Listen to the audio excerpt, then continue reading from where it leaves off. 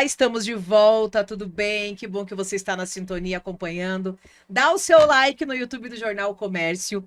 E hoje nós temos a satisfação de receber aqui o médico pediatra, Dr. Cláudio de Mello. Ele que é pediatra há mais de 50 anos, tem uma história muito bacana e muito envolvente com o Vale do Iguaçu, com União da Vitória e também Porto União e toda a região. Afinal, é uma trajetória marcada por cuidado, compromisso e milhares de histórias de vida.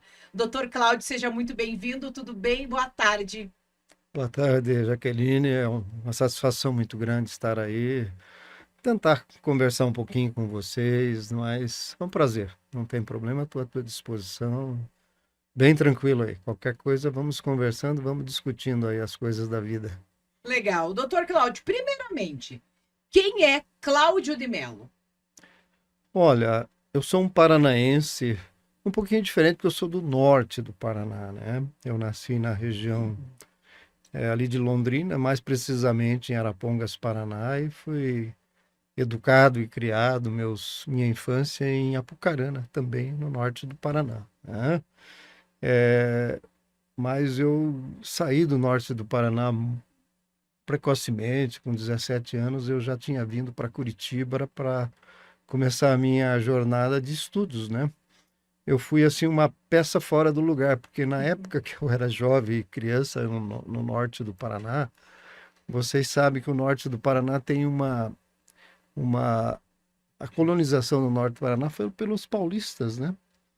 E a gente tinha um vínculo muito forte com os paulistas, né? Por causa das tradições paulistas. A gente não tinha muita relação com o sul do Paraná aqui, Certo. porque não tinha muita rodovia para cá. A nossa capital, quando eu era criança, era São Paulo. Nossa praia era Santos e o nosso time era o glorioso Corinthians. Opa, eu também sou A corintiana. gente já aprendia a torcer pelo Corinthians naquela época. Mas, enfim, em função dessas coisas, eu me desloquei para Curitiba com 17 anos.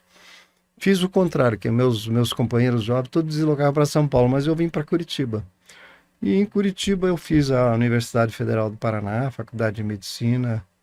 Entrei em 1969, formei em 74, já completei 50 anos de formados, né? 50 anos que eu exerço a pediatria.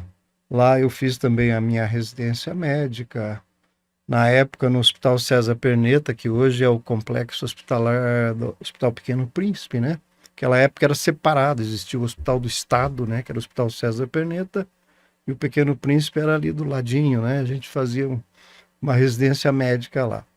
Hoje é o Complexo Pequeno Príncipe, fiquei 2 anos fazendo residência médica lá, e depois tive uma passagem pelo oeste do Paraná, precisamente lá em Marechal Cândido Rondon, onde eu exerci a pediatria por 6 anos, e depois acabei vindo aqui para as barrancas do Rio Iguaçu, trabalhar lá na extinta Casa de Saúde Nazaré Fará, e aqui fiquei. E aqui criei raízes e estou aqui há mais de 4 décadas. Tenho meus filhos também radicados aqui, tenho meus netos que nasceram aqui. Então, União da Vitória e Porto União, para mim, não é a minha cidade natal, mas é a cidade que eu mais vivi e com certeza é a cidade que eu mais amo e que a gente está aí radicado e aprendeu a conviver com essa comunidade maravilhosa que tem aqui. Estamos aí até hoje. E Como que o vamos senhor deixar as chegou? cinzas por aqui. Como que o senhor chegou Eu aqui no che... Hospital Fará? Como que foi isso? aquela é uma história muito interessante, porque quando nós nos formamos há décadas atrás, né? As faculdades de medicina eram completamente diferentes de hoje, Certo. né? A gente tinha uma formação bem diferenciada. As faculdades nos preparavam muito para ser médicos generalistas do interior. A gente não tinha muita coisa de especialidades médicas, né? Por que que era assim? Porque naquela época os médicos se formavam e todos tinham um sonho de serem proprietários de hospitais, pequenos hospitais, né? Isso era muito, muito clássico na medicina. Olha, fulano de tal foi para tal cidade, montou um hospital. Então, isso era a cultura da época. E a gente, na época, também tinha esse sonho de ter uma casa de saúde, um hospital. E aí acabamos vindo aqui por uma oportunidade de negócio que teve na época. A gente veio com mais 4 sócios e adquirimos a extinta Casa de Saúde Nazaré Fará. Legal. Aí é onde nós trabalhamos por 16 anos. E a dinâmica de saúde foi sempre muito complexa. Eu vivi isso, estou vivendo ainda, vivo isso há 50 anos. A dinâmica é muito complexa e muda muito, né? Então, naquela época, a gente veio, trabalhou lá, fizemos lá 16 anos da Casa de Saúde, mas, infelizmente, com o passar dos anos, as coisas foram ficando muito difíceis e inviabilizou a manutenção daquele hospital. E a gente teve que optar por encerrar as atividades dela. Foi em 1996. A partir daí, eu vim trabalhar no Hospital APMI. E até onde eu estou lá. Trabalho na APMI já há 30 e poucos anos. Então o senhor saiu, quando saiu do Fará, já foi diretamente para a PMI. Direto para a APMI. E o senhor trabalha na PMI e tem seu consultório também. Trabalho na APMI e exerço atividade de consultório, né? Isso. Doutor, quando que a medicina? Quando que o senhor decidiu ser médico? Por quê? É uma boa pergunta, né? A gente toma decisões com 16, 17 anos de vida.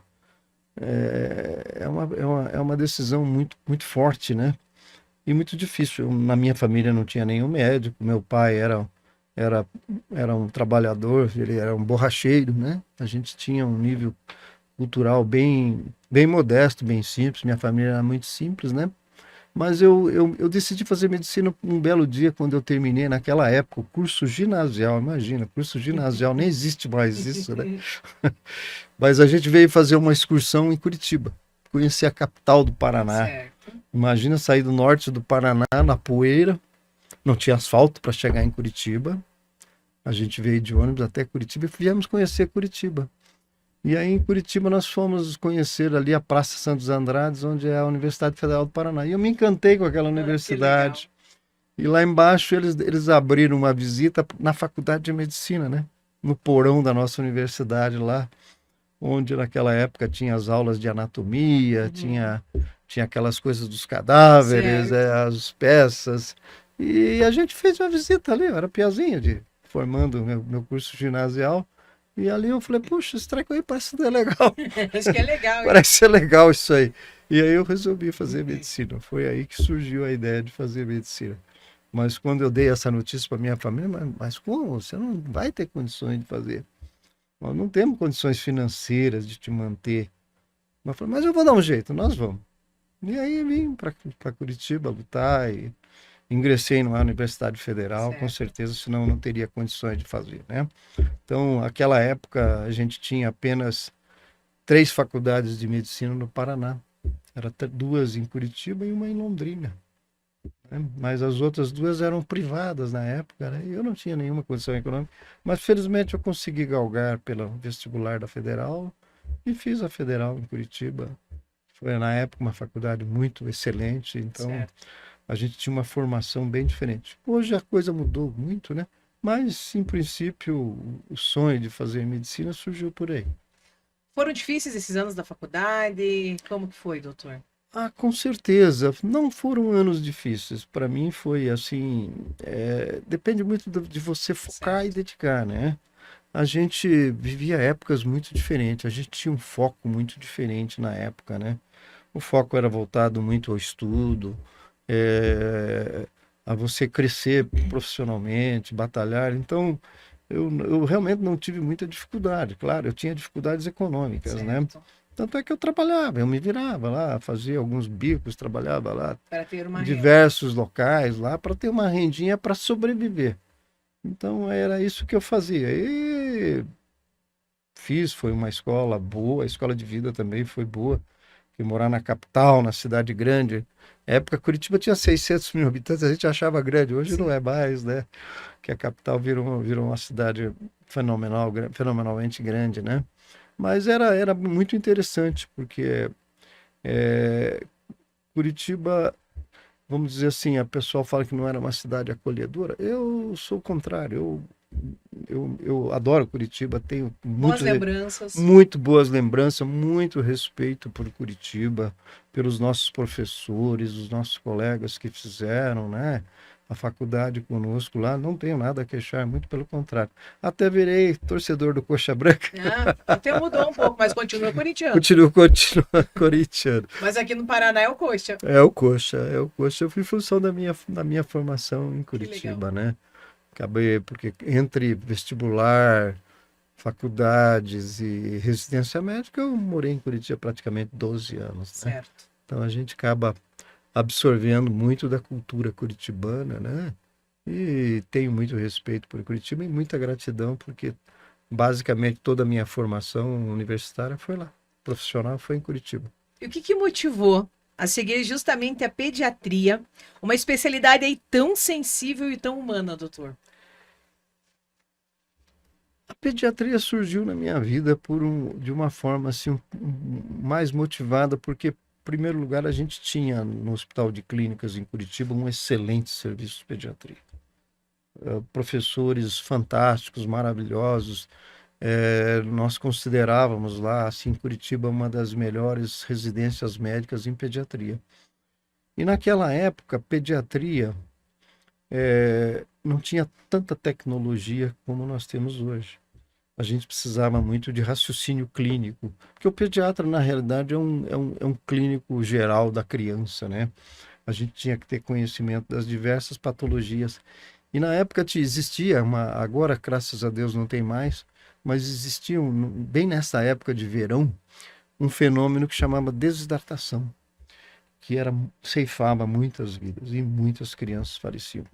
Quando eu estava em Curitiba, nós preparávamos alas inteiras do Hospital Pequeno Príncipe César Perneta, lá com 35, 40 leitos de crianças desidratadas.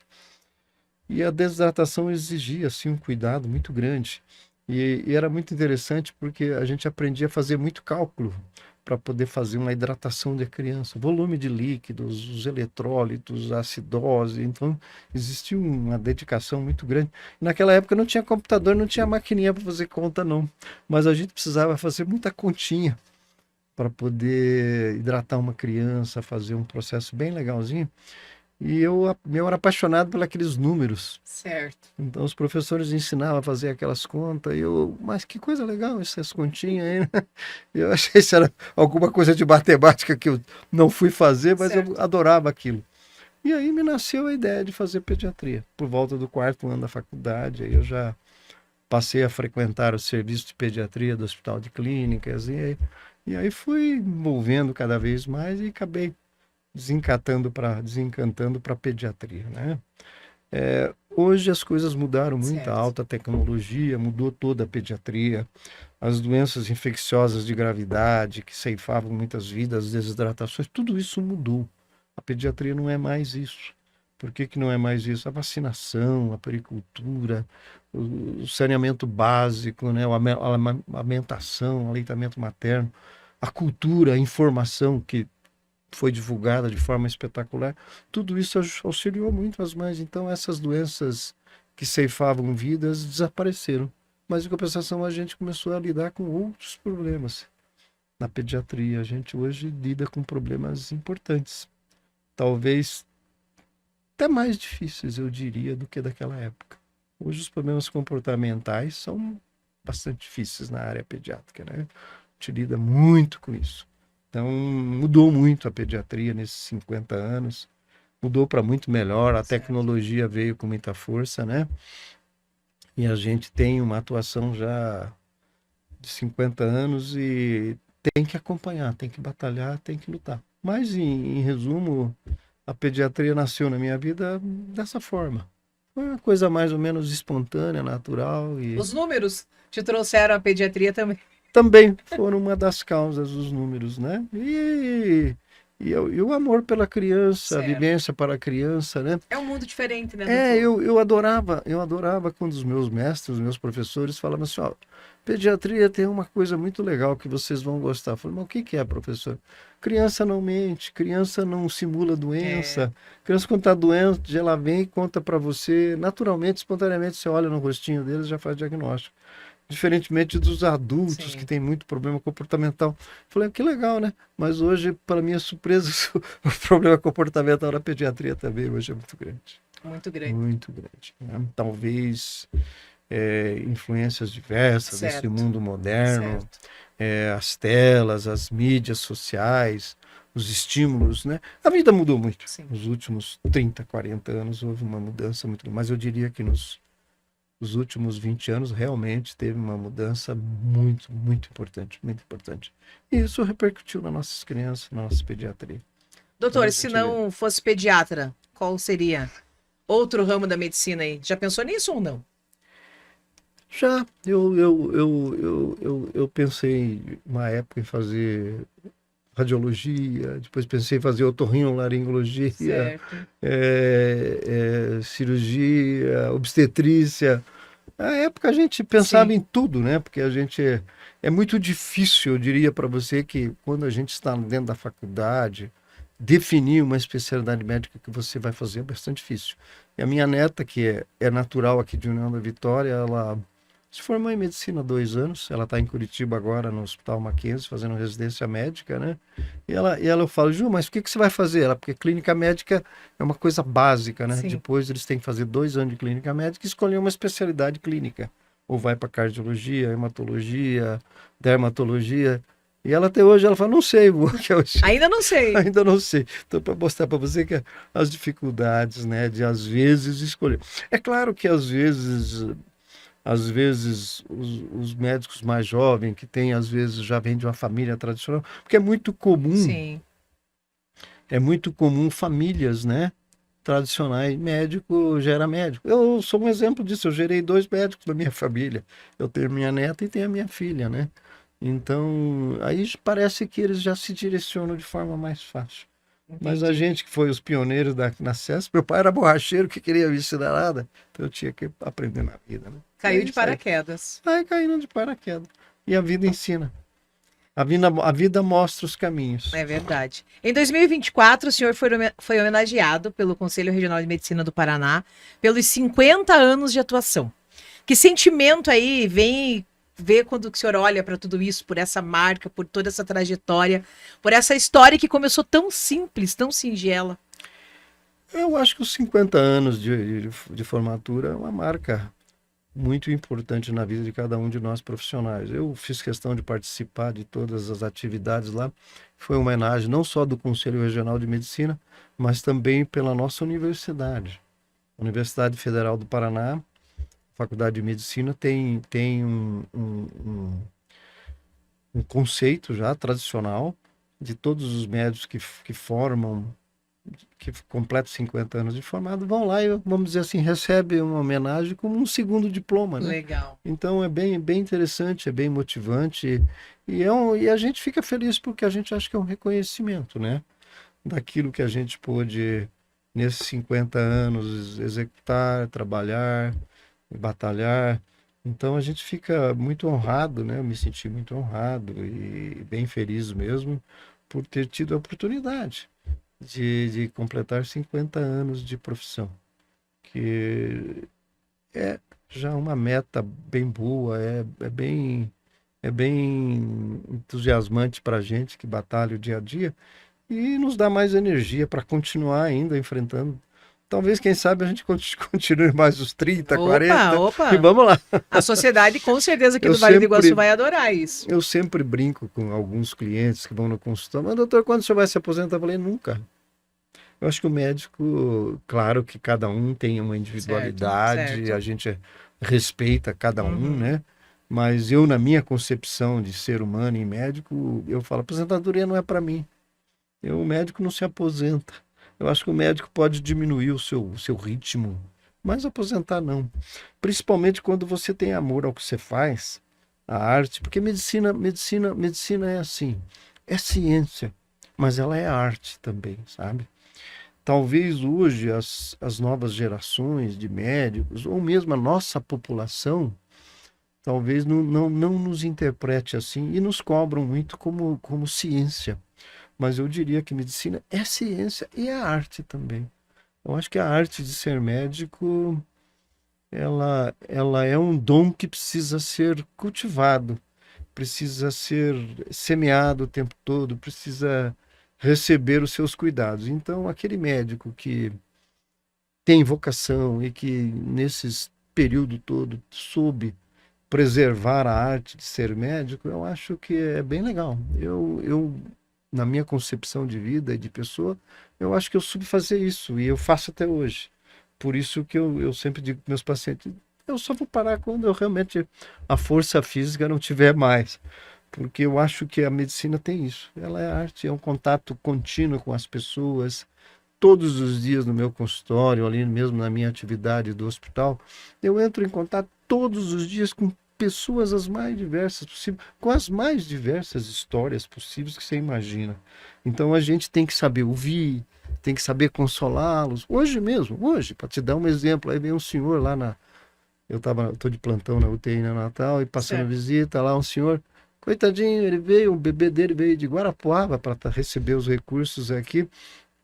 Aí ele contando a história, doutor, eu sou caminhoneiro, eu estava viajando com a minha esposa e ela entrou em trabalho de parto lá em Guarapuava, teve o bebê prematuro lá e a gente não teve recurso para lá, agora veio aqui para a União da Vitória, mas eu moro em Cascavel, Nossa. eu queria voltar para Cascavel e aí eu falei, não, meu senhor, mas é assim, assim, o teu bebê precisa de atendimento, transportar de volta para Cascavel é um risco, a gente Sim, tem aqui a casa de apoio, sua sim, esposa pode vir ficar aqui, vai ser bem cuidada. Aí ele ficou feliz de ouvir eu dizendo isso. Então, isso é humanização da medicina. Você tem que ouvir.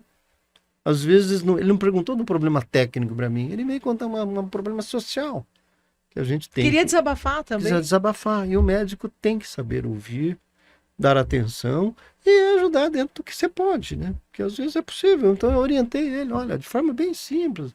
Nós temos a casa de apoio, aí você vai Sim, ali, fala com a sim. assistente social, vai resolver. Ele ficou feliz da vida. Então isso é bom. É bom porque eu acho que é uma forma de humanização da medicina. E o médico não pode perder isso, eu acho, na minha visão, né? Infelizmente, a gente vê as novas gerações que estão vindo aí, às vezes esquece um pouco esse lado. Isso não é legal. Isso não é bom, não. Eu acho que isso é. Aí as pessoas falam, poxa, isso é de vocês, os antigos. Olha, eu acho que pode ser, mas eu acho que isso é do ser humano. Sim. Não pode ser mudado assim de um dia para o outro, não. Acho que a parte humanística da medicina tem que existir. Porque no momento que você colocar ela para trás, do outro lado, provavelmente você vai caminhar outros caminhos aí que não vai dar muito certo, não.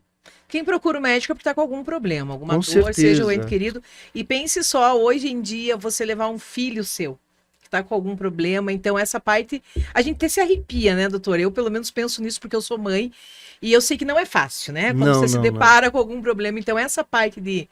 Quando quem procura, eu sempre falo isso, quem procura o médico, quem procura atendimento médico é porque não está bem, Com certeza. entende? Então, tem que ter essa parte mais humanizada também nesse atendimento, desse contato com as pessoas, explicar de uma maneira diferente, que todo mundo consiga entender, compreender as necessidades de cada um. Que são muito individuais, né? Elas são muito singulares. Cada ser que você coloca na tua frente tem uma necessidade, né? E, e hoje os meios de comunicação, de informação são muito fáceis, está na palma da mão da gente, né?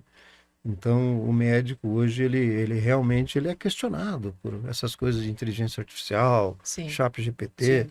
tudo isso hoje gera um nível de ansiedade muito grande nas pessoas. Então, os pacientes hoje, todos, eu diria para você, 100% tem um grau de ansiedade alto, alto. E infelizmente, isso traz algumas dificuldades na parte profissional, e o médico tem que ter uma visão muito grande disso aí hoje para poder fazer o exercício da pediatria.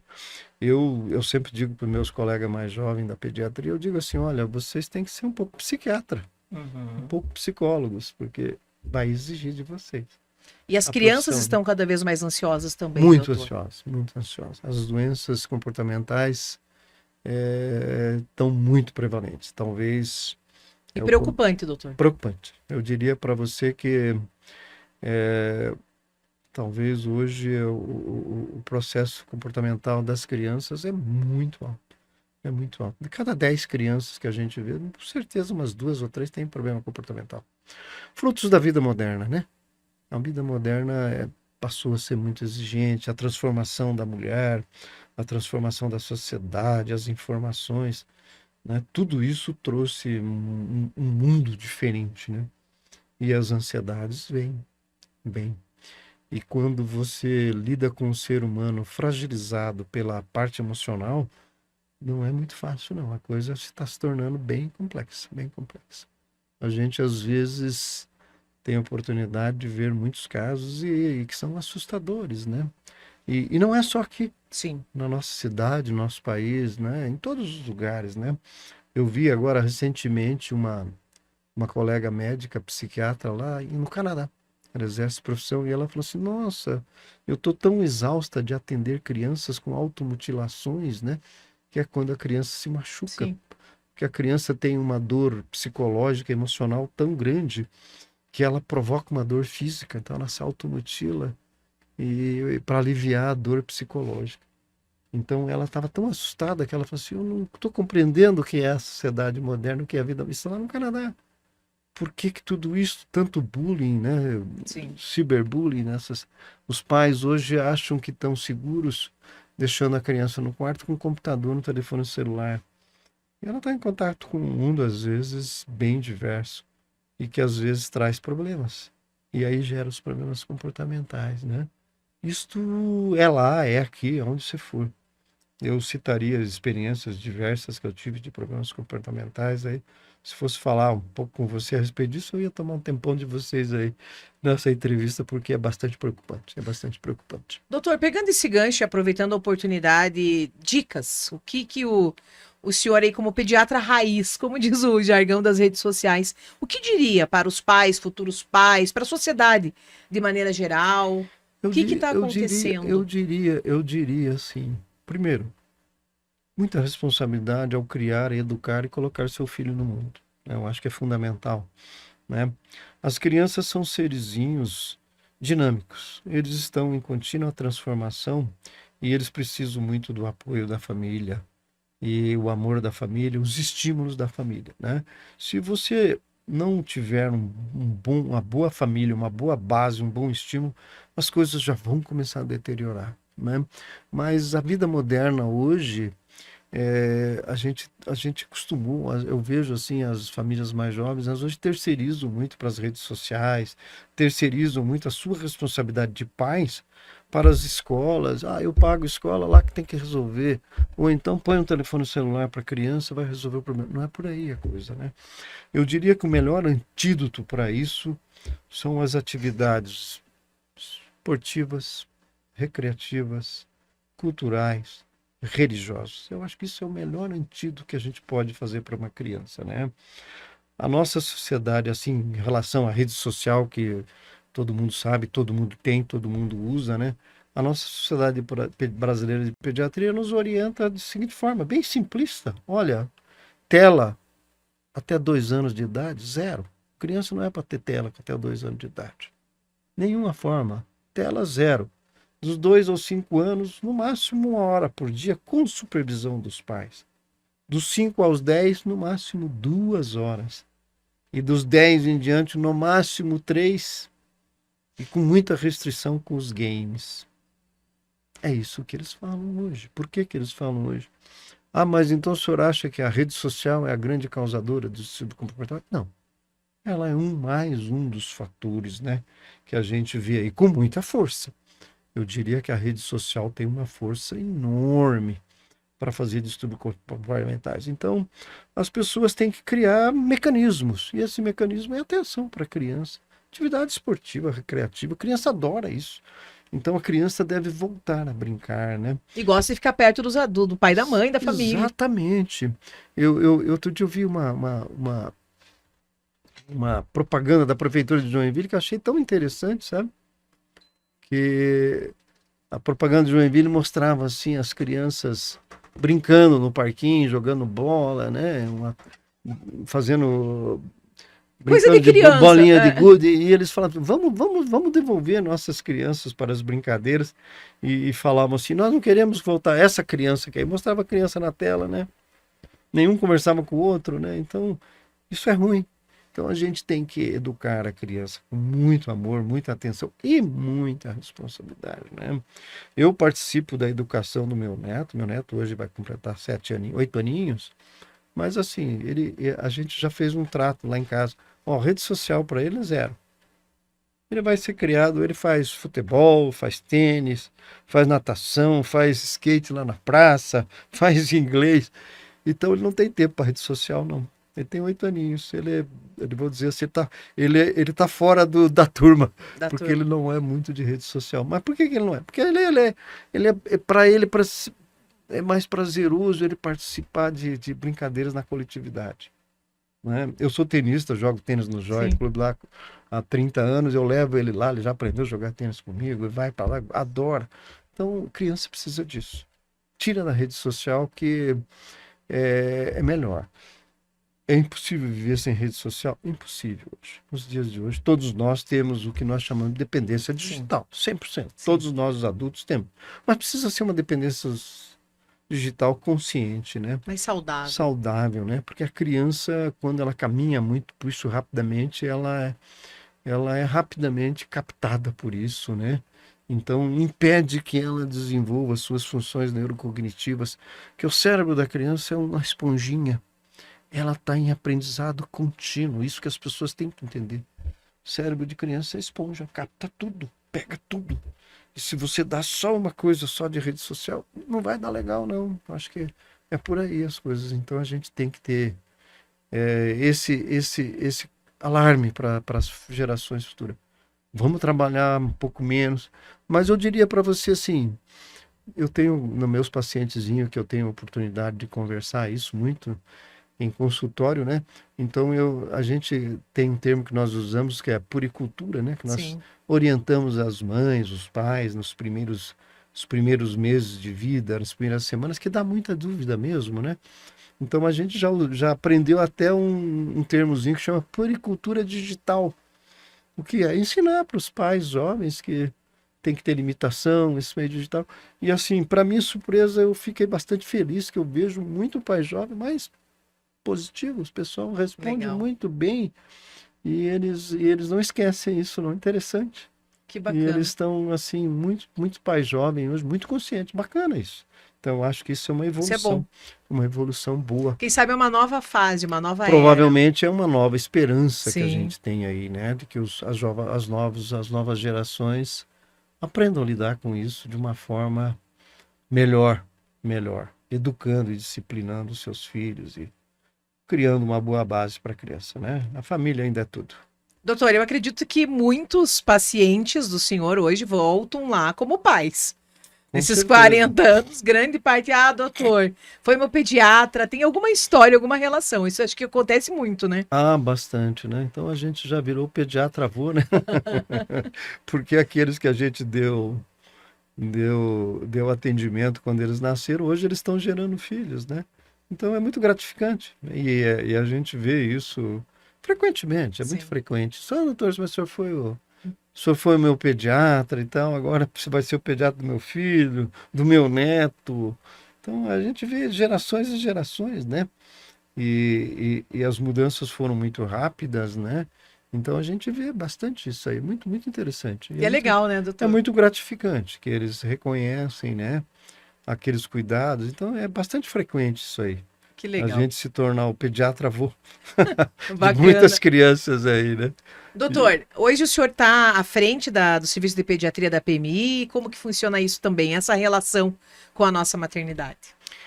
olha, a maternidade, a gente iniciou um trabalho ali que há muitos anos atrás, há mais de 20 anos atrás, que realmente foi um trabalho não individual meu, mas dos demais colegas que estão lá participando com a gente. A gente teve assim um pioneirismo muito grande no sentido de uma implantação de um processo de UTI neonatal, né? É, a morte do neonato, que até o 28 dia, talvez ela é a que mais pesa na mortalidade infantil de Certo. todas as regiões, de todas as cidades. A gente tinha aqui, há 2 décadas atrás, até um índice de mortalidade infantil alto, porque a gente tinha poucos recursos nessa área, recursos tecnológicos, né? E, e assim, por instinto do meu e de diversos colegas, e também dos diretores da PMI na época, o Dr. Moura foi um pioneiro nesse sentido também, a gente resolveu implantar uma UTI neonatal no hospital e maternidade, porque sempre foi um hospital de vocação de prestação materno-infantil. A origem desse hospital, tanto é que o nome dele é esse, né? A PMI. Então, ele tinha essa vocação para atendimento materno-infantil. E nós batalhamos muito no sentido de fazer uma UTI neonatal em União da Vitória. E graças a Deus foi um processo assim muito legal, que a gente teve muito sucesso e nós temos assim até um orgulho de ter sido bastante pioneiros. Por Certo. uma cidade pequena como a nossa, mas para você ter uma ideia, nós estávamos entre as 10 primeiras unidades neonatais do Paraná. Quando nós montamos aqui em União da Vitória, a gente tinha unidade neonatal Curitiba, Maringá, Londrina, Cascavel, Foz do Iguaçu, depois fomos nós. Nós fomos bem pioneiros. Tanto é que chegou uma época aqui que a gente recebia os bebês que vinham de Ponta Grossa, que vinham de Guarapuava, porque não tinha unidade neonatais Certo. nesses locais ainda. Foi assim uma atitude pioneira, bem positiva, e que a gente implantou essa unidade neonatal, que evoluiu muito. A área tecnológica, nesses 20 anos da UTI neonatal da PMI, teve uma evolução grande, né? Então, hoje a gente pode dizer para a nossa comunidade que a gente tem uma UTI neonatal de excelente qualidade. A gente tem batalhado ali e nós podemos dizer assim com muita tranquilidade que a nossa UTI neonatal não deve nada para as UTIs neonatal da capital, nada. Nós temos o mesmo nível de UTI aqui. E a gente tem um trabalho grande lá, tem uma equipe que trabalha, nós estamos já praticamente em 10 pediatras que trabalham Certo. lá, né? E aí diversificou, a gente tem também junto uma UTI pediátrica, né? Então esse conjunto todo funciona bem legal, acho que ele é bem eficiente, né? E a gente, só que é aquela coisa que trabalha 24 horas por dia, sempre tem equipes, e não pode baixar a guarda nunca. Sempre tem que acompanhar a tecnologia, as evoluções, né? E a gente está indo bem. Eu acho que a paternidade nesse ponto foi pioneira e a gente assegura a vocês que realmente os bebês neonatos que têm algum problema importante, que precisam de uma assistência adequada, está bem em boas mãos. Hoje a gente diz isso com muita tranquilidade. Ainda é referência a PMI, né? Com Acaba certeza. atendendo pessoas do Paraná quando precisa, enfim. Hoje mudou um pouco esse Certo. perfil. Por que mudou esse perfil? Quando nós abrimos, aquilo que eu coloquei no início, quando nós abrimos, nós éramos entre as 10 primeiras. Hoje Certo. não, hoje tem muita unidade neonatal em todas as regiões. Que bom, Todas que bom as que regiões. tem. Praticamente todas as regiões do Paraná são bem servidas. Santa Catarina também, a mesma, a região sul, né? Certo. De UTIs neonatal. Então, hoje a nossa UTI neonatal, basicamente a gente atende mais a nossa regional mesmo, que seria praticamente os municípios aqui da sexta regional, que dá uma população de 180 mil habitantes, né? Mas, eventualmente, a gente dá também a assistência a algumas situações específicas, né? Aqui o município de Guarapuava, às vezes, nos solicita muito caso que vem de Guarapuava.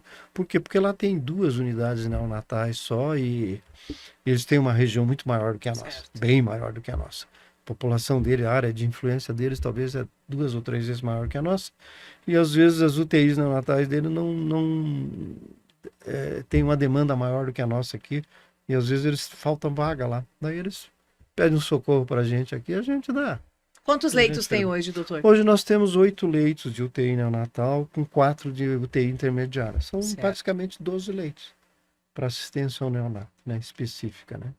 Esse bebê, o bebê da UTI neonatal, é um bebê diferenciado também, doutor. Tem que ter um cuidado extra. Ah, com certeza.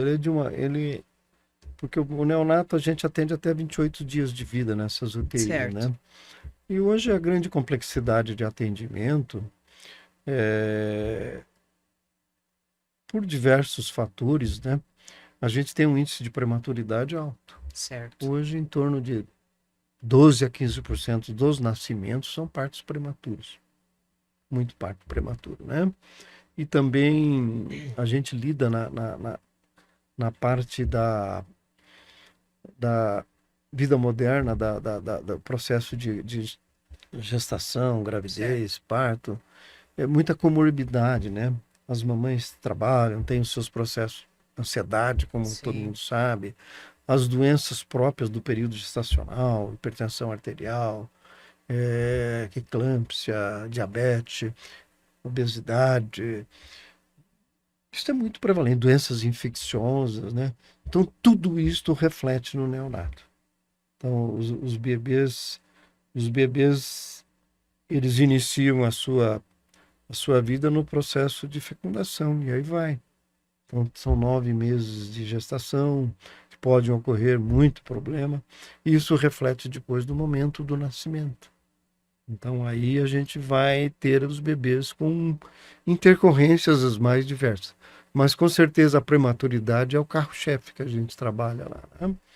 Aí tem os outras situações, doenças infecciosas, doenças metabólicas, malformações, doenças neurológicas, as complicações decorrentes do trabalho de parto, dos partos, tudo isso acabam desaguando na UTI neonatal. E aí exige uma equipe bem multidisciplinar, bem coordenada, porque a atuação nesses pequenos pacientes é bastante muito delicada. Cada bebê é um bebê, cada situação é uma situação. As gravidades são as mais diversas possíveis e elas exigem assim uma atenção e um cuidado muito grande. Então a equipe tem que estar muito bem afinadinha, né? Médico, enfermagem, fisioterapia, psicologia. Então nós temos uma equipe multidisciplinar lá que a gente continua sempre batalhando, sempre lidando, sempre. E a gente não desiste, porque assim, só para informação sua, a gente tem lá um grupo de médicos e nós se reunimos todas quinta-feira à tarde para discutir os casos da UTI neonatal. Por que tem isso? Porque é muito cheio de detalhes, mínimos detalhes que a gente vai discutindo, caso a caso. Nós passamos lá e vem, participa as fisioterapeutas, as enfermeiras, e a gente discute caso a caso. E é um aprendizado, é uma escola. Porque ali a gente discute as dificuldades, os problemas sociais envolvendo as mães, problemas infecciosos, problemas na saúde, dificuldades às vezes de encaminhamento para a criança para outro centro de mais recurso. Então é uma série de problemas, mas a gente tem uma equipe bem afinadinha, que a gente se reúne e discute. Então isso é bom, a criança tem a ganhar. Legal. Né? O Hospital e Maternidade hoje é o Hospital Amigo da Criança. É um título que muito nos honra, mas que exige bastante cuidados, porque é um processo de humanização do atendimento do parto, do pré-parto, dos cuidados imediatos do bebê. Então a gente tem uma equipe bem legal. E a gente até dentro dessas reuniões, dessas coisas, a gente acaba até sendo criativo. Vou te citar um exemplo. Nós somos assim, talvez, ninguém dá valor, mas eu diria para você assim, nós somos talvez uma das únicas maternidades do Paraná que tem um processo que se chama ambulatório da icterícia neonatal. O que é isso? A icterícia, você já viu falar, é o famoso amarelinho dos bebês, né? Isso é um fator tão angustiante, tão difícil para as mamães lidar com isso, e nós médicos também, porque isso exige uma atenção muito grande, porque se houver um descuido, uma falha nesse mecanismo, o bebê pode ter consequências muito graves para o resto da sua vida. Nossa. Sequelas neurológicas gravíssimas. Isso era uma coisa que nos preocupava muito no Hospital Maternidade. A gente teve alguns casos ali que passou. Então a gente instituiu esse ambulatório de icterícia neonatal, que funciona maravilhosamente bem. As mamães, quando vê o bebê em amarelinho, elas nem vêm falar com o pediatra, elas vão direto, falam no nosso ambulatório lá. Elas vão lá, a gente tem um testezinho que faz pelo pezinho, sem machucar, uma coisa rápida, e a gente já tem os níveis de bilirrubina. E as nossas enfermeiras são muito bem treinadas, muito capacitadas, elas já veem aquilo e já orientam nós, os pediatras. Tem uma criança assim, assim, assado. Quer dizer, foi uma maravilha, a gente não teve nenhuma complicação mais, graças a Deus.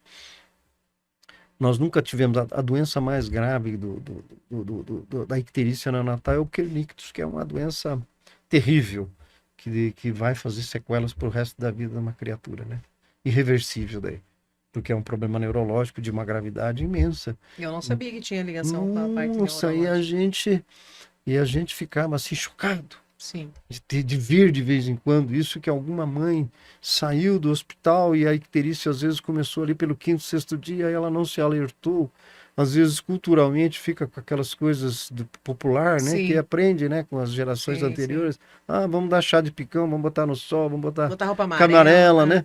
E deixa passar. E aí uma icterícia de gravidade que leva à lesão cerebral, né? Então eu tinha um horror de ver isso. Então a gente montou esse ambulatório de icterícia neonatal. Graças a Deus, depois disso, nunca mais tivemos esses casos. Legal. Então foi maravilhoso. Até quando nós tivemos aí uma visita do secretário de saúde, eu fui apresentar para ele isso aí. Ele ficou encantado. Ele falou assim: olha, eu nunca vi isso aí em lugar nenhum do Paraná. Eu viajo o Paraná inteiro. Que bacana. Nunca ninguém montou isso. Eu falei: pois é uma ideia pioneira que nós tivemos aqui no União da Vitória, que siga de exemplo. Até deu folhetim da nosso ambulatório de Legal. icterícia. Ele disse que ia implantar lá, né? Que E bacana. conjuntamente com esse ambulatório da icterícia, nós temos também um ambulatório da amamentação, né? Porque amamentar não é tão simples, não. É É uma delicado, arte, né, é delicado.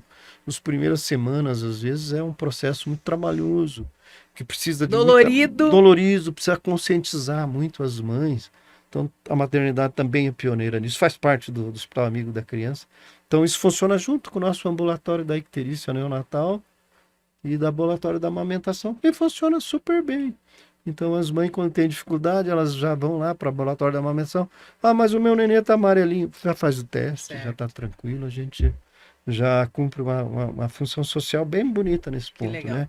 E é um ambulatório livre, gratuito, ninguém gasta nada, está lá à disposição e tem as meninas muito bem treinadas. A gente tem um pessoal maravilhoso lá, as gurias que trabalham lá, aprende junto com a gente e a gente aprende com elas.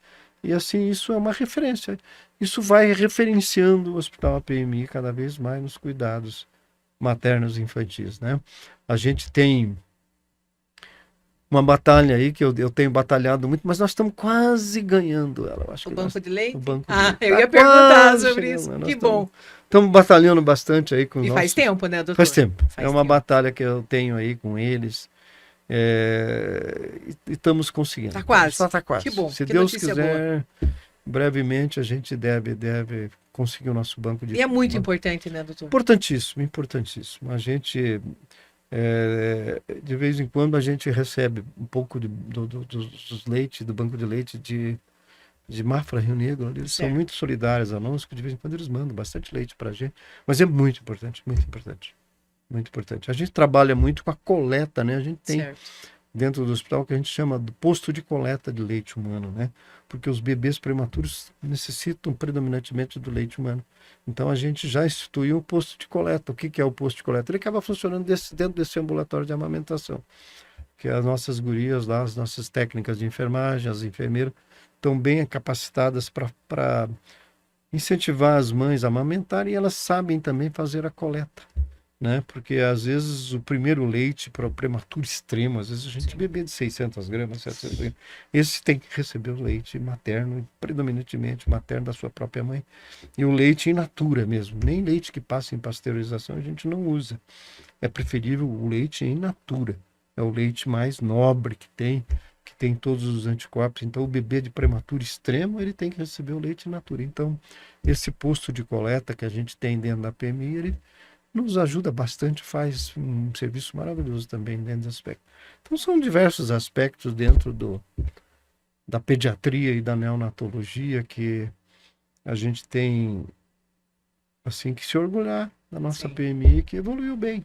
Então a nossa legal. comunidade fica bem servida nesse aspecto. Isso é bem legal. Que é bem bom, né? Doutor, são várias e várias histórias, eu tenho certeza que são inúmeras histórias. Nossa. Mas alguma aí que não sai da memória, ou algumas que não saem da memória, por favor, compartilhe. Nós gostamos muito de histórias. Olha, mas é tanta história. Eu sempre comento com os colegas pediatras mais antigos, né? Falo, puxa vida, a gente perdeu uma oportunidade, porque é tanta história que a gente devia ter feito um diário. É verdade. Se eu tivesse feito um diário de histórias interessantes, a gente escreveria assim com muita gratidão de tudo que a gente aprendeu, Sim. né? Mas tem muitas histórias bonitas, muitas histórias difíceis, né? Mas algumas às vezes fica marcado Sim. na vida da gente, na alma da gente. Eu vou contar uma que eu diria ser até trágico-cômica. Por que trágico-cômica? Era talvez o que? Final da década de 80. A gente não tinha aqui na nossa cidade ainda nenhuma unidade de terapia intensiva. Não tinha. Era ainda as unidades de terapia intensiva nem de adulto nem de criança. Nós éramos zero aqui em terapia intensiva. Era assim a cultura da coisa. E eu tive um caso assim na época, lá no Hospital Fará ainda. Um caso muito grave, uma criança que fez uma crise, uma insuficiência respiratória gravíssima, uma asma grave, uma coisa dramática mesmo, né? Uma criança de 4 aninhos, e ele entrou em insuficiência respiratória muito grave. A gente já tinha aplicado todos os recursos possíveis para salvar aquela criança. E a gente não tinha unidade de terapia intensiva, dificuldade de transferência para os grandes centros era muito grande, não existia isso que existe hoje, né? Central de leitos, aviões para levar, não existia nada disso. Então era um drama você levar. Aí a criança estava muito grave e ia indo a êxito, óbito. E eu, cara, heroicamente intubei a criança e a gente sedou a criança.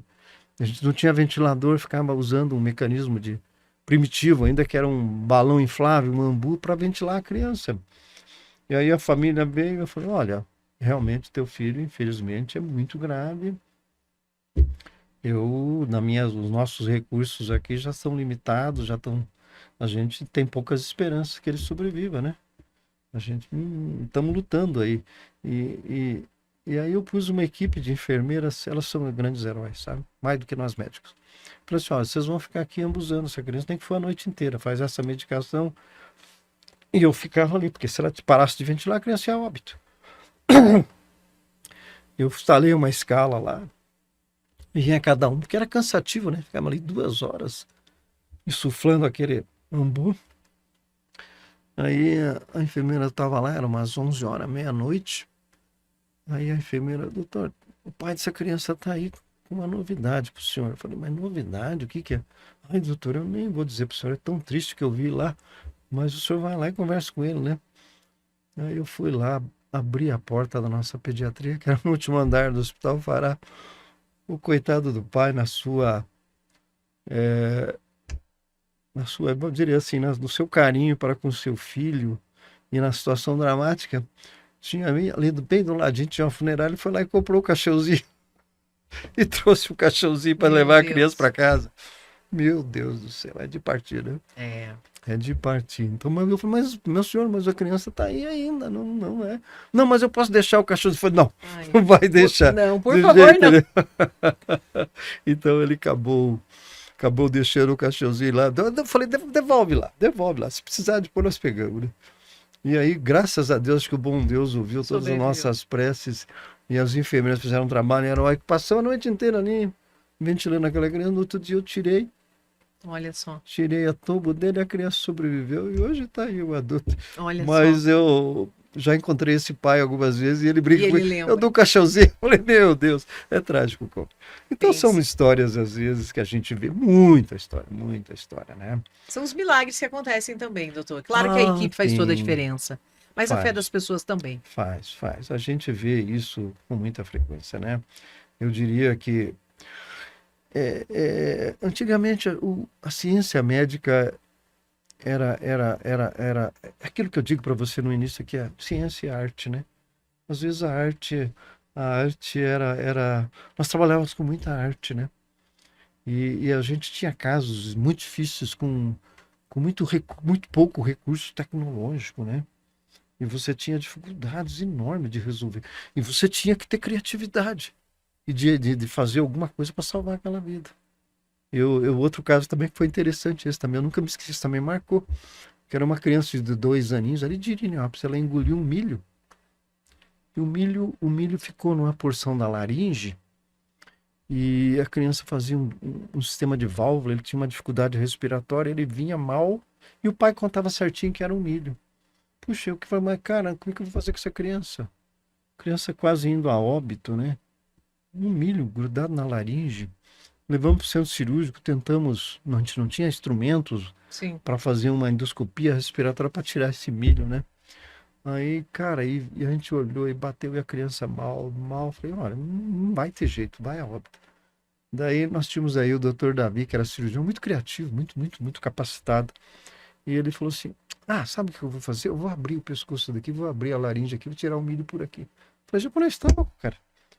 E ele, com uma habilidade fantástica, pegou e fez um cortinho aqui. Abriu a laringe da criança, foi lá com uma pincinha. Coisa de japonês, né? Sim. Muito sensível, foi lá e tirou o milho. Olha só. Deu 2 pontinhos ali na laringe da criança. A criança tá ótima. Isso é coisa que era arte de anos atrás. Então você via isto. Hoje mudou, a medicina mudou, o tecnológico. Assim como eu tive um plantão no antigo Fará, imagina isso hoje, nos dias de hoje. Plantão no Hospital Fará, que um cidadão levou uma facada acima do coração. E a gente não tinha recurso de UTI, nada. Coração enorme no raio-x desse tamanho. Corremos para o centro cirúrgico, abrimos o coração dele e eu ficava tampando o coração com o dedo. Meu Deus. E o cirurgião procurando onde que estava o buraquinho lá. Daí fomos lá, demos 5, 6 pontinhos no coração, fechamos e tudo bem. Tá ok, o cara foi embora bem. Olha Então, aí. coisas milagrosas que era arte que fazia-se antigamente. Hoje mudou tudo isso, porque você tem uma estrutura diferente de UTI, tem toda essa estrutura de É mais fácil os diagnósticos hoje? mais Ou fácil. mais fácil? Você tem hoje tomografia, ressonância, ultrassom, tudo isso teve uma evolução muito grande. Então, isso facilitou. Mas ainda existem os casos bem pitorescos. Eu fiz até alguns dias atrás aí um, uma manifestação no Instagram, que não sou muito disso, mas eu fiz dessa criança porque eu achei tão interessante, que foi o caso, talvez você tenha visto falar do Eliezer, que se afogou em águas geladas aqui. Ele só se foi salvo e sem lesão neurológica, porque nós estávamos no Vale do Iguaçu e ele caiu na água gelada. Fez uma hipotermia grave. E a hipotermia a gente sabe que diminui o metabolismo cerebral. Isso blindou ele. Blindou ele de lesões cefálicas. Esse menino ficou submerso mais de 15 minutos debaixo d'água. Foi reanimado, uma equipe maravilhosa do SAMU que atendeu eles. Muito bom pessoal. E ele foi salvo por isso. Aí eu encaminhei ele para Curitiba, ele ficou... Mas eu sempre dei a explicação, eu nunca vi isso. 50 anos de profissão. Acho que foi pela imersão em águas geladas.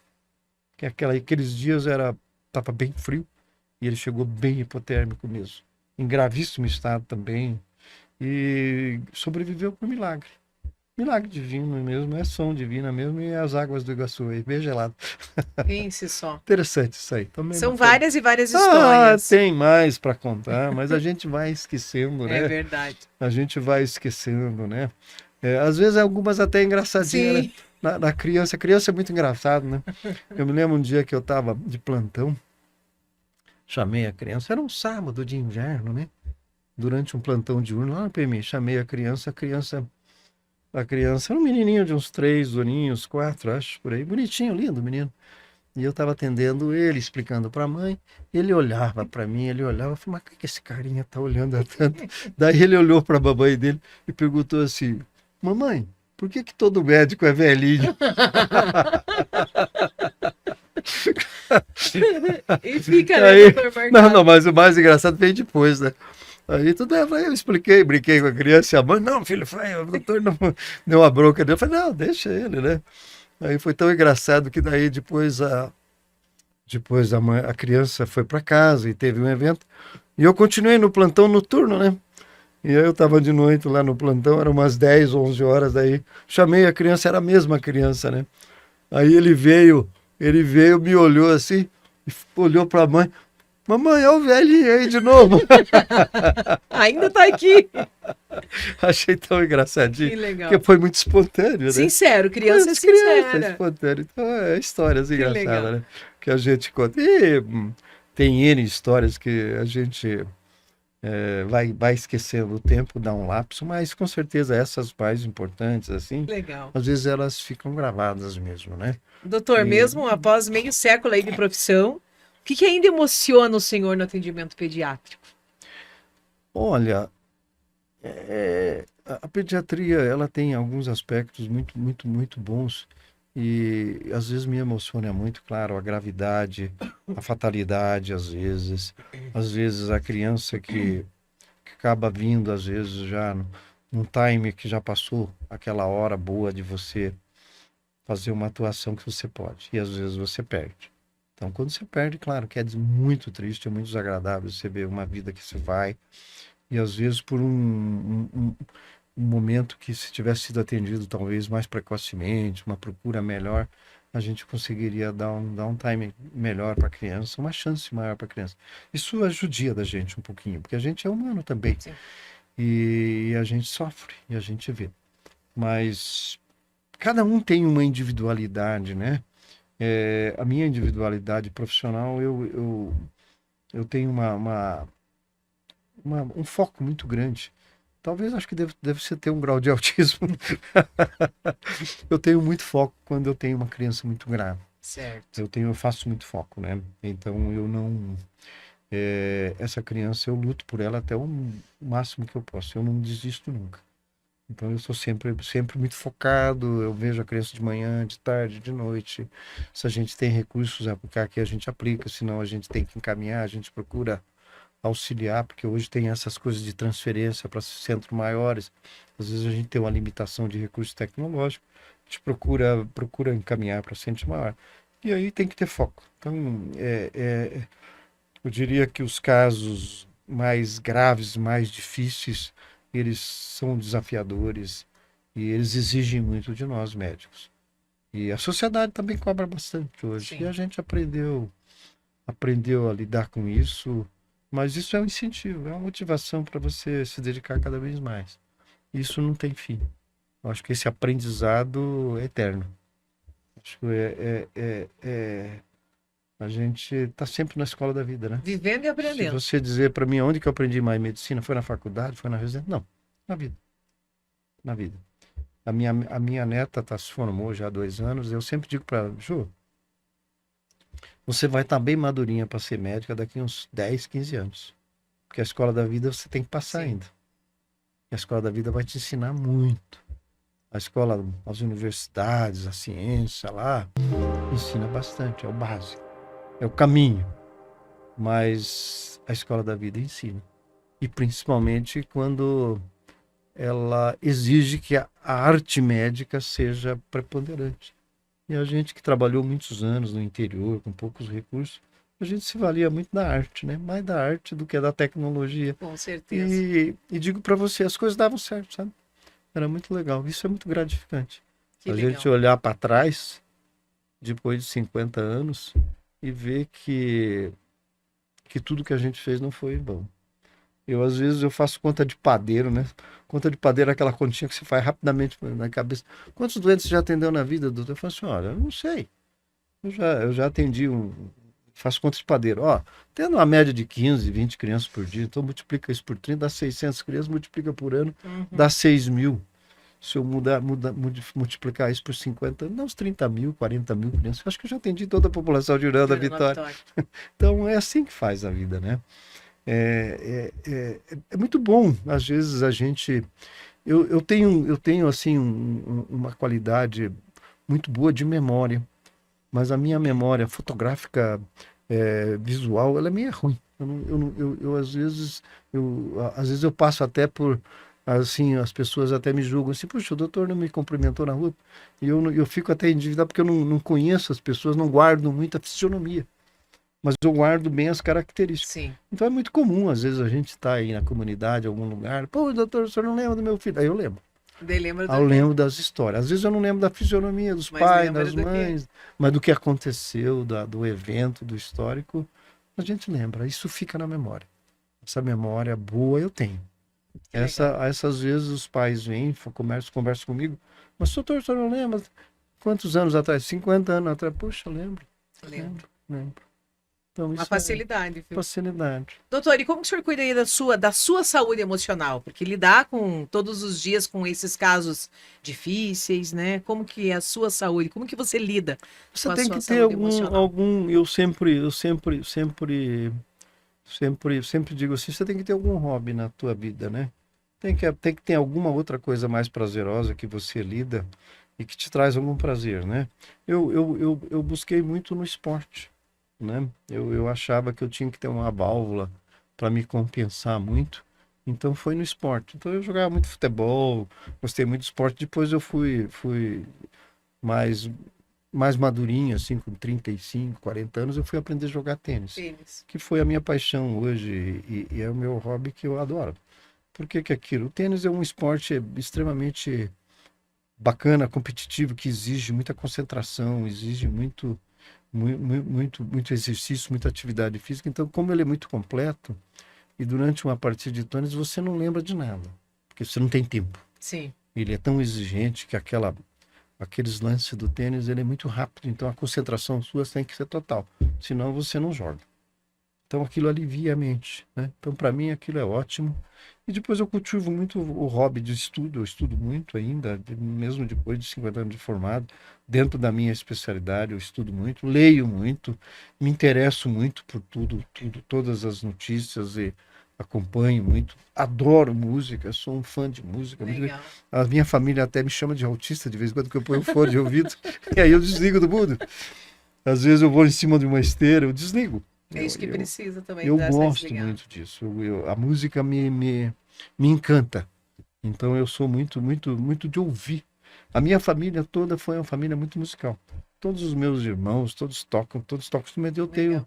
Eu tenho um problema que eu nunca aprendi nada disso aí. Mas eu adoro, aprecio muito uma boa música, um bom teatro, um bom cinema, uma boa leitura e o esporte. Eu acho que isso aí foi um mecanismo que eu vi para me compensar em tudo.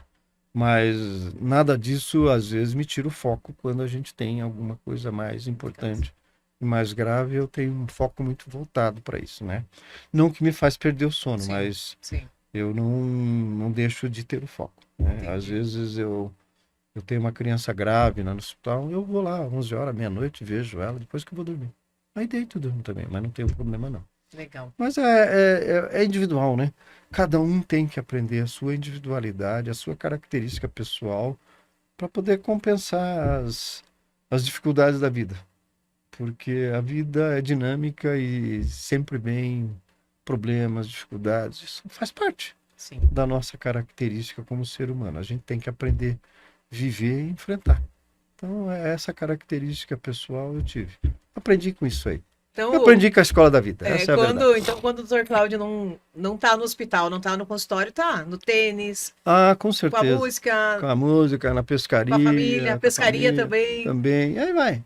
Gosta de acompanhar futebol também? Adoro. Na minha época de faculdade, além de jogar futebol amador, eu adorava ir no campo de futebol, né? Adoro. Eu sempre que eu vou a Curitiba, que eu tenho oportunidade, eu vou no campo, no Atlético. Gosta dessa emoção. Ah, gosto, adoro. Porque é muito prazeroso e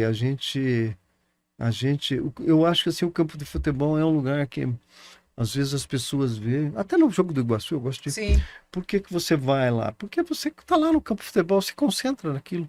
Você está torcendo pelo teu time, está vendo os jogadores, está dando palpite ali pro teu vizinho do lado, que aquele jogador não joga bem, então você não tem tempo de pensar no problema também. É uma forma de relax mental. É uma forma de você relaxar e esquecer os problemas da vida. Então, por isso que os campos de futebol a gente vê sempre cheio, né? é, A pena que a gente vê, que a gente lamenta, é que hoje existe Sim. muita violência, né? Isso Sim. é triste também. As gerações mais jovens, às vezes, vão para a violência, né? Isso é horrível. Isso aí é desagradável, você vê. Coisa que a gente não via há muitos anos, mas é fruto da vida moderna.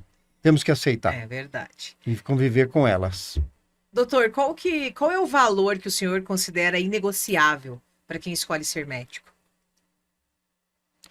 Eu acho que a ética, a, a, o amor à profissão, né?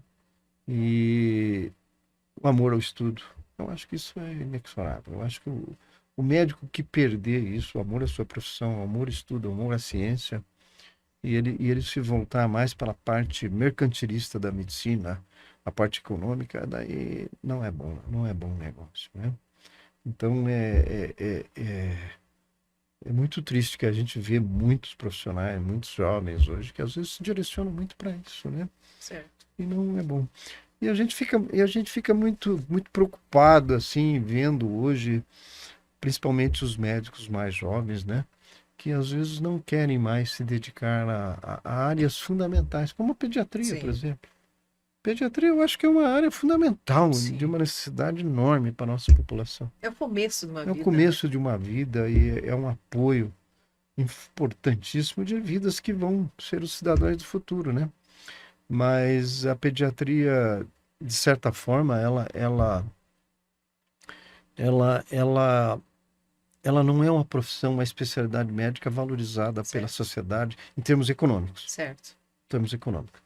Toda a sociedade precisa de um bom pediatra, mas eles não, a sociedade aprendeu, a sociedade, os planos de saúde, as entidades governamentais valorizam muito pouco o pediatra, né?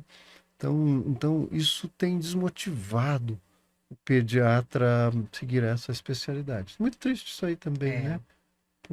Por incentivo econômico. Então, eu vejo os colegas mais jovens, eles preferem ir para a área de estética, que de é não mais sei o rentável. que é mais rentável, né? E esquece um pouco a pediatria, né? E é triste isso aí. E assim também, na minha época não, mas hoje a pediatria é uma especialidade de mulheres hoje, né? Praticamente não existe, Sim. pediatra masculino hoje são poucos remanescentes que ficaram. Os antigos Quem escolhe quando escolhe é a mulher ainda. é mulher. A grande maioria hoje que se faz em pediatria são as mulheres. Talvez pela questão da maternidade, né? Sim, Pelo instinto materno, né? sim. Então, é grande. Eu diria que, olha, 90% dos jovens hoje que se fazem pediatria são mulheres. Apesar de que a medicina hoje, 60% ou 70% dos formados hoje são mulheres. São mulheres. As mulheres estão, parabéns, Que legal. evoluíram bastante nesse campo aí. É uma evolução grande também. Doutor, mesmo aí com tantos anos de experiência, ainda existem sonhos ou projetos na medicina que ainda não saíram do papel, estão aí quase saindo? Como que é isso? A gente tem sonhos sempre, porque eu acho que no momento que você deixar de sonhar, a gente deixa de viver um pouquinho, né? Claro que o sonho da gente sempre a preocupação muito grande é com o nosso hospital que a gente trabalha, o Hospital PMI, de tentar fazer esse hospital cada vez maior, dar um suporte maior para ele, cada vez mais, evoluir um pouco mais a tecnologia.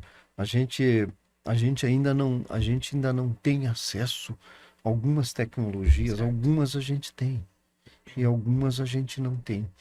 A neonatologia, a gente se preocupa muito hoje, mas muito mesmo, com o aspecto neurológico da neonatologia. Porque às vezes quando a gente atende os prematuros de extrema gravidade, que a gente consegue dar a vida a essas crianças, tudo, mas a gente às vezes tem muitas sequelas e principalmente sequelas neurológicas. Porque um fenômeno que nós chamamos de encefalopatia da prematuridade, ele é muito frequente, ele é muito alto na medicina. E a gente tem algumas tecnologias, a gente trabalha aqui com ultrassom neonatal, de transfrontalar, eu e o Dr. Plínio fizemos curso lá em Ribeirão Preto, vocacionado para isso, a gente evoluiu bastante, a gente tem esse recurso aqui, mas existe um pouco mais de recurso ainda que poderia com certeza fazer um prognóstico neurológico para essas crianças melhores do que o nós damos hoje. Mas esses recursos hoje seria o que nós chamamos de neurointensivismo neonatal. O que é o neurointensivismo? É uma estrutura neurológica voltada para a prevenção das sequelas do prematuro, sequelas cerebrais neonatais que são para o resto da vida. Elas não são tão difíceis de serem feitas. A gente teria capacidade de montar um grupo nosso aqui para fazer isso. Mas o grande processo que a gente tem dificuldade é no processo econômico. Econômico, porque é uma tecnologia que exige equipamentos de alto custo. A gente sonha com isso ainda. A gente talvez algum dia a gente chegue lá. A gente sabe, a gente estuda e tem essas informações, né? O neurointensivismo neonatal é uma área maravilhosa que está evoluindo grandemente e que ele tem uma capacidade de nos aumentar a chance da gente trabalhar melhor com essas crianças e deixar menos sequela. Só que esbarramos no processo econômico. Hoje, para montar uma estrutura de neurointensivismo neonatal aqui, que a gente precisava montar na nossa maternidade aqui na PMI, R$ 1,5 milhão. Não é fácil. Ou então um custo mensal de 20, 30 mil reais por mês. E hoje a gente trabalha com verbas de SUS. Tem uma limitação muito grande. Mas não deixou de ser um sonho. A gente vai sonhar. Quem sabe a gente sonha com um Brasil melhor, um país bonito, maior, mais honesto, mais puro. Eu até ouso dizer para você que não é falta de recurso econômico dos nossos governos, não. Eu acho que é falta de direcionamento bem Sim. legal, né? Que eu acho que se houvesse um direcionamento melhor dos recursos, talvez a gente teria isso de forma fácil. Porque nós somos um país continental muito rico, muito grande, né? Esse país é um país fenomenal. Nós com certeza poderíamos ser um país de primeiro mundo, com certeza, com absoluta, eu digo isso. Mas infelizmente não somos, porque temos as nossas dificuldades políticas que Sim. todos nós convivemos sem fazer críticas a governos que foram ou que passaram, os atuais. Não é isso. É uma cultura que tem que mudar, né? É um foco que tem que Um mudar, foco, né, uma doutor? cultura que tem que mudar. Mas talvez isso é a base, é a nossa criança que tem que chegar lá, Sim. né? Então nós pediatras estamos trabalhando para isso, para que essas crianças, essas novas gerações venham com novas mentalidades por aí que nos auxilia a prover isso aí. Mas é um sonho, quem sabe um dia a gente pode chegar lá e oferecer isso para nossa comunidade. Tomara. Doutor, como que o senhor gostaria de ser lembrado pelos pacientes, pelos colegas, pela comunidade em geral? Olha, a gente gostaria de ser lembrado como alguém que passou por aqui, que se dedicou, que trabalhou, que fez muitos acertos. Também tivemos alguns erros, tivemos críticas construtivas. A gente acredita e aceita isso. Nós não somos perfeitos, nós somos humanos, a gente tem também as nossas falhas, as nossas dificuldades em diversas áreas e diversos setores, né? Mas a mensagem que eu digo é assim, a gente gostaria de ser lembrado como alguém que se dedicou e batalhou e está batalhando até hoje e pretende continuar batalhando pela nossa criança, para que elas tenham condições melhores de vida. Eu acho que elas são o futuro desse país, as gerações que precisam cada vez mais, né? Então, acho que essa mensagem eu gostaria de deixar, né? E a gente tem uma satisfação de ter trabalhado com isso, não tenho arrependimento nenhum da especialidade que eu fiz, tenho muito orgulho do que eu fiz nesses 50 anos e espero que a gente sirva de exemplo para as gerações que vêm aí para trás e que as famílias também haja uma conscientização maior, cada vez maior, e uma responsabilidade cada maior dos pais, dos professores, dos educadores, das escolas, né? É um conjunto muito grande que tem que trabalhar aí, uma engrenagem muito forte em função da nossa criança, que eles são o futuro, né? Doutor, muito obrigada por compartilhar sua história, sua experiência, sua humanidade. Por favor, suas considerações finais, alguma coisa que a gente não comentou e que o senhor gostaria de deixar aí marcado, por favor. Não, eu acho que o que a gente pôde conceituar para vocês e explicar para vocês, espero que vocês, os ouvintes, tenham proveito de alguma coisa que a gente falou e fica essa mensagem assim. Vamos ter muita responsabilidade com as nossas crianças, vamos educá-las, vamos motivá-las e vamos seguir em frente. Vamos olhar para um Brasil grande, um Brasil de futuro. Acho que a mensagem é essa. Vamos acreditar e vamos apoiar as nossas crianças. Vamos educá-las no caminho certo, ok? Ok, Fica essa conversamos, mensagem. legal. Obrigado. Muito obrigado. Conversamos com o Dr. Cláudio de Mello, ele que é pediatra há mais de 50 anos e com atuação aqui no Vale do Iguaçu há mais de 40 anos. Um abraço apertado para você. Não esquece de dar o like aí na página do jornal O Comércio no YouTube e até a próxima.